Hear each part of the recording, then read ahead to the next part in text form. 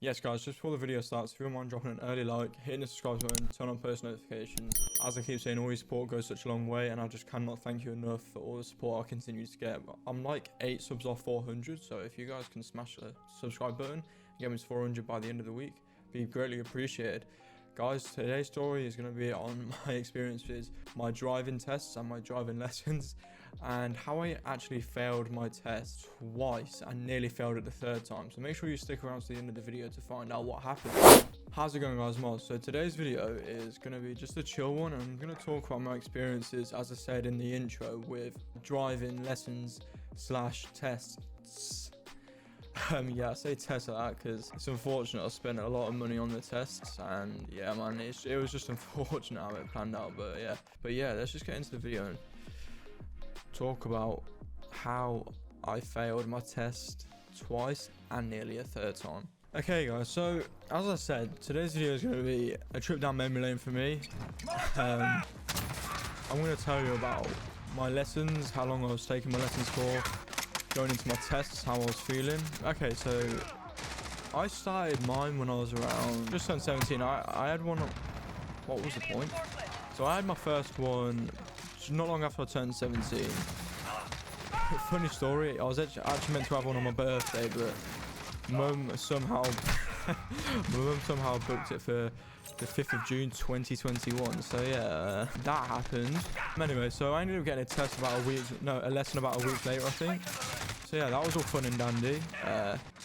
The way you feel when you have your first lesson and actually like driving is you're definitely nervous. Like, I can tell you that I was so nervous when I had my first driving lesson, because obviously like you're learning to drive, and obviously driving is such a big thing, because obviously like that's when like the responsibilities go like to the next level. Like, you're behind the wheel, you're in charge of many lives, potentially including your own and people that are driving. So it is a big thing, because obviously if you mess up driving, if you speed, if you do anything wrong, like, you're gonna get punished. Like, driving is such a harsh thing for sure. What are you doing? You're sweaty. So yeah, the first lesson wasn't nothing too major. Like, yeah, I learned. My tutor, I'm gonna call him my tutor. He taught me like the fundamentals of driving and the best things, like how to like your clutch and whatnot. And I remember my first lesson, there's a road, and I literally done about so many. I think it was like 3 loops around and round and round. He briefed it down, so like your 10 and 2s, your clutches, your gear sticks, etc. The boring stuff, to put it that way. I started driving, you know, it was all smooth until tutor said stop. Oh, what? Why? It's going so well. No, I don't want to stop. So he made me stop, briefed me again, just a couple of things, and he said, right, I want you to go. And this time he wasn't going to hold the clutch for me. He wanted me to do it freshly from the clutch, and start the car and start driving. I stalled. Like, I'll happily say I did stall. But the thing is, like, I don't know, like, when you start your lessons, stalling is such a thing that everyone like knows, and like if you stall, like, you're for some reason known as a bad driver. I did stall a couple of times during my lessons. It was quite funny because I stalled more as I got used to driving than when I started driving, and I don't understand the philosophy behind that. When I started driving, I stalled a couple of times, but I got the hang of it quite quick. And the reason why I got the hang of it so quick is because my tutor said the people that tend to do football or drumming tend to learn it quicker, because obviously you got to use your feet like loads. And obviously you've got to be quite technical to learn the timing of the clutch and the acceleration, stuff like that. So if you're a footballer or if you're a drummer, apparently you'll learn driving much quicker than the average person. Anyway, fun fact. So yeah, I was learning it alright, you know, I was getting the hang of it super quick. And maybe I was getting too ahead of myself, like, later on in my classes, and I thought, it's easy, I'm going to catch this first time. But I think when I got like really nervous when it came to like roundabouts and stuff, that's when I stalled, because I'm not sure why, but I think it's when I got nervous is when I did find myself stalling quite a fair bit.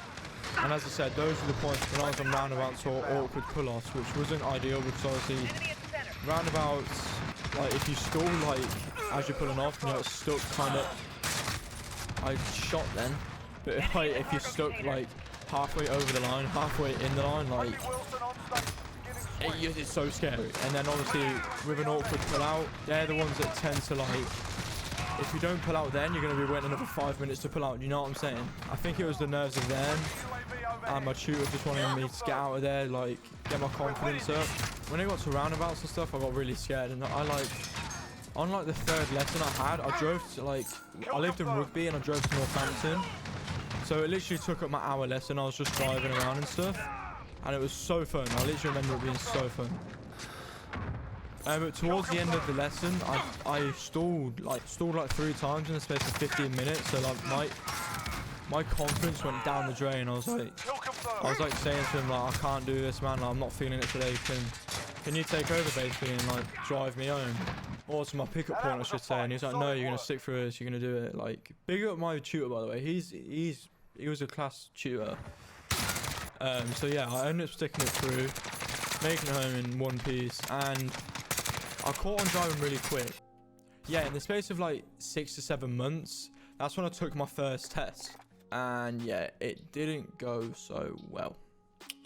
So basically, it was annoyingly stupid on my behalf, but what we done is, apparently the tests, they always do like similar test routes, and I think they have like 3 routes they always do, or they alternate between the 3. And the tutor, the examiner I had that day, my tutor happened to know him quite well, and like knew what his favorite route was. So we ended up doing it that morning. Went through it 2 times, nailed it both times. Came to the test, it was the same route. I was like, I'm winning. I think I might pass this first time. Imagine that, like passing it first time would be amazing. Going down the route, you know, just it was going so well. Me and him are chatting about football, you know, I'm super relaxed, I'm like in my zone. I was loving it. I was literally loving the test. I was thinking to myself, like, this is going really well so far. I think I've actually got a pass. Then it came to this turning. Basically, the instruction was turn right and immediately right. Now, if I doubt I'll have the video on my phone, but basically, it was a section where you'd go through a one-way street, and then you've got the traffic coming this way. So say like this is the lane, you've got the traffic coming that way, and then you bypass that, so then you go straight ahead, and there's like 3 lanes that split us off, if I'm correct. 3 lanes. 2 or 3 lanes, I think it might be 2. So you turn right and immediate right, and this first right was so vague, and so it almost feels like you're going straight on basically. But there was bollards that saying where to go. I didn't look at the bollards, so it turned out I actually went on the lane for oncoming traffic to come in. Luckily, thank God, on the time I was driving, it was dead quiet, so no cars were coming in. But if cars were coming in and I went in that lane, I could have crashed. So my instructor panicked, slammed the brakes, went, nah mate, you need to reverse out, wrong turn in. And as soon as he said that, he's like, I'm like, yeah, I failed. I'm just going to take on the chin. I failed. So we carried on the rest of the route. I nailed the rest of the route. And we got back to the examiner thing. I done my reverse parking sound as well. Yeah, reverse parking in.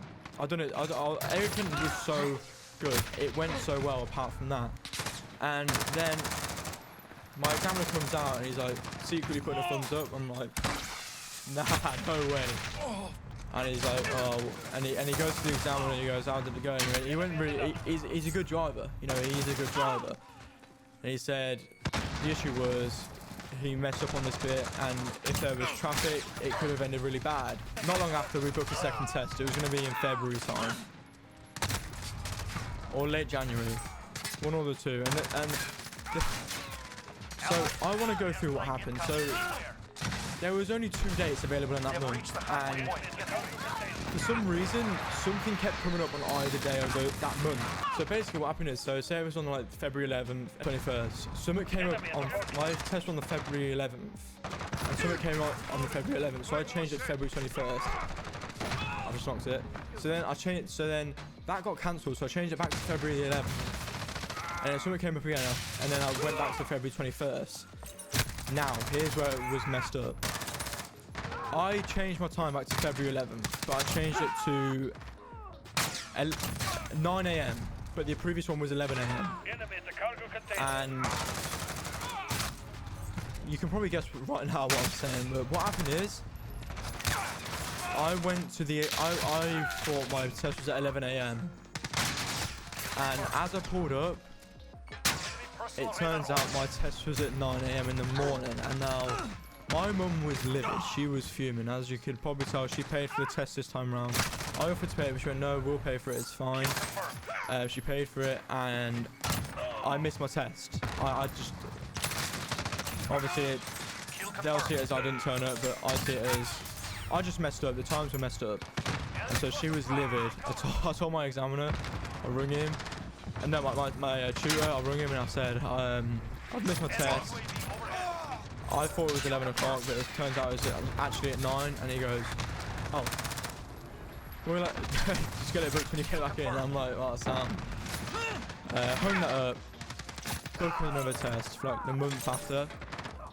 I'm super confident. I'm like, listen, mum, listen, tutor, I am nailing it this time. I'm getting the A star. I'm gonna try to get hardly any minors as possible. I'm gonna do you proud. Nah, joking. I done really well. I got 3 minors, I think, but there was one point in the test I thought I failed because it was really wet that day, and I was on like a little hill, so I had to do a hill start. And when I done a hill start, I was wheel spinning. I went off and it went. I was like, is that gonna fail me? I don't know. So I was like really worried, and that was like really early on in the test. So that was playing in the back of my mind, like, I think I failed. What am I gonna do? I'm just gonna have to play it out and just be super cool.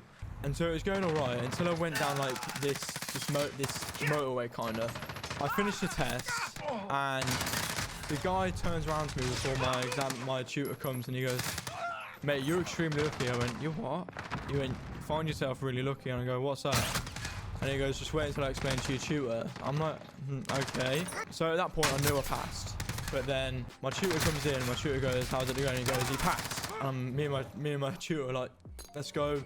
Gave each other a safe, you know, typical UK people, safing each other, you know how it is. And then he explains, he says, yeah, he's really lucky he didn't fail. And he goes, how come? And he goes, he was following behind a lorry way too close for way too long. No, not for way too long, but long enough that I didn't penalise him for it and give him a major. But he said, just be careful, make sure you can see tyres and tarmac when you're driving. Because if not, if they sharply brake and you don't see the brake lights, you're going to crash into the back of him. And it's just not going to be good for you. I'm like, oh, okay, I see what happens. Thank you for taking your time to examine me, etc, etc. I was just being polite because he passed me. He could have failed me, he didn't. So I felt like it was my lucky day that day, you know. So guys, if you did enjoy this like story time / let's talk kind of thing, make sure you smash the thumbs up, drop a like, subscribe, turn on post notifications. I think I said drop a like twice. If I did, I'm an idiot. Anyway, I've changed around. If you've made it this far, I've had a new tripod come in today, like a really tall tripod. I've had to remount it and everything.